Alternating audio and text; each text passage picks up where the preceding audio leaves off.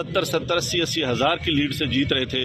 ہم نے ان کو ہروایا ہے اور ان کے اوپر جعلی مورے لگا کے سب کو ہروایا. کمشنر صاحب جب جعلی مورے لگ رہی تھی اس وقت آپ نے کسی سے کہا کہ یہ سب کچھ ہو رہا ہے، غلط ہو رہا ہے، اس کو روکا جائے؟ دیکھیں، میں یہ ساری اس غلط کاری کی ذمہ داری اپنے اوپر لے رہا ہوں اور ساتھ آپ کو بتا رہا ہوں کہ جو چیف الیکشن کمشنر ہے، جو چیف جسٹس ہے، وہ بھی اس کام میں پورے شریک. کس کے کہنے پہ سب کچھ ہوتا رہا؟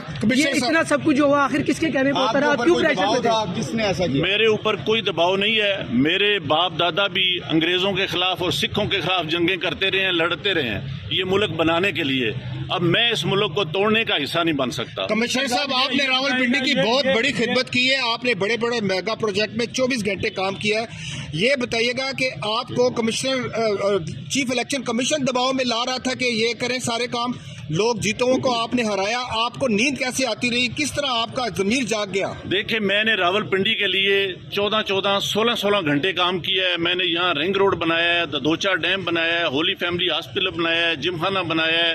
میں نے لاری اڈے بنائے ہیں، مزدوروں کے لیے سینٹر بنائے ہیں، منشیات کے اڈے سینٹر بنائے ہیں.